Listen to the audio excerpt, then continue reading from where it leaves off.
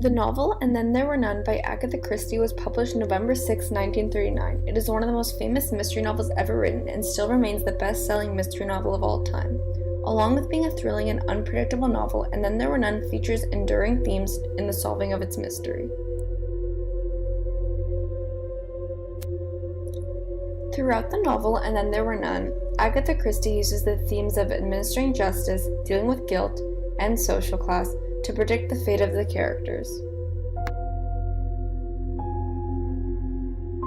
Judge Wargrave, the killer in the novel, felt he was administering justice by killing everyone on the island who has taken part in a murder despite their different stories. After getting away with his plot to murder the 10 people he brought to Soldier Island, Judge Wargrave is writing about his crime and his desire that he has always had to murder someone. Judge Wargrave has always had a strong need to assure that justice is administered, along with a strong desire to commit a murder. This is why he gathered people who were responsible for murder but who the law could not catch. He feels he must intervene, and by doing this, he is assuring that justice is served. The characters began to be able to predict how the murders would play out based on the poem 10 Little Indian Boys. Vera makes this comment after the death of Mr. Rogers in Chapter 6.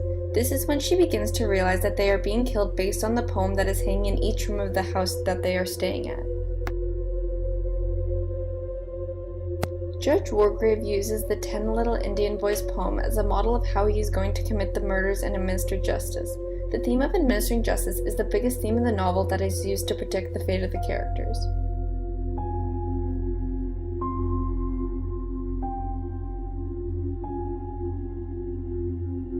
The theme of guilt is another important theme in the story, as the killer decides the order of his kills based on the guilt each character is experiencing. Judge Wargrave decided to kill the people who felt no guilt first, such as Emily Brent and Anthony Marston.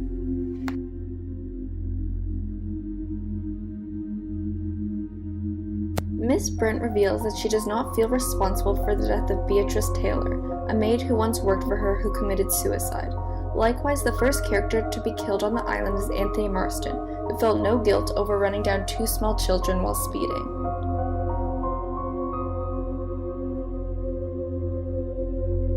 Judge Wargrave kept the people who felt the most guilt alive for the longest so that they would suffer from the guilt they were experiencing. This is a passage taken from the end of the novel of Vera Claythorne right before she hangs herself.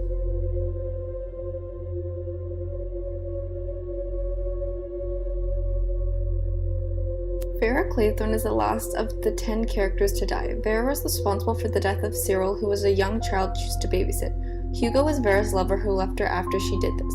Judge Wargrave predicts that Vera's guilt will overcome her and result in her committing suicide.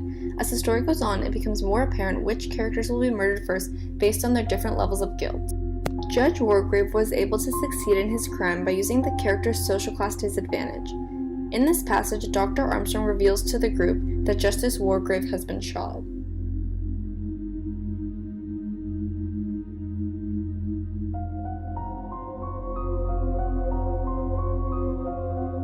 It is later revealed that Judge Wargrave formed an alliance with Dr. Armstrong to help him fake his death.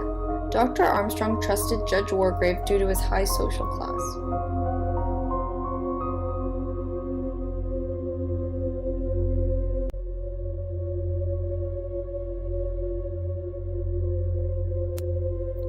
The theme of social class was a large theme in the novel and was a dominant part of British society at the time it was written.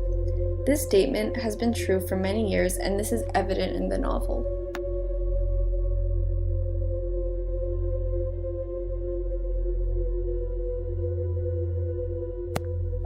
It is clear that social class is important for many characters in the story, such as Dr. Armstrong. This makes sense due to the time period in which the novel was written in the 1930s.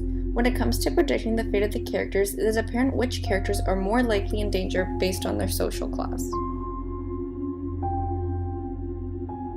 Judge Wargrave used the poem 10 Little Indian Boys to murder people who were responsible for committing murder themselves. He determined the order of his kills based on the victim's levels of guilt and used social class to his advantage. Agatha Christie used these 3 enduring themes to predict the fate of her characters in the novel And Then There Were None. Created using Powtoon.